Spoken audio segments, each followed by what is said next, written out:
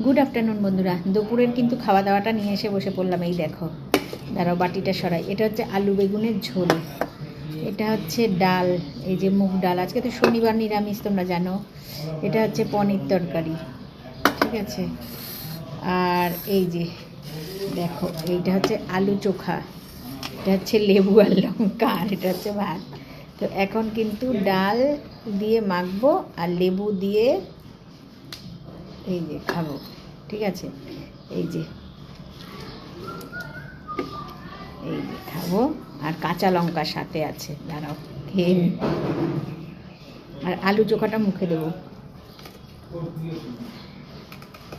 হুম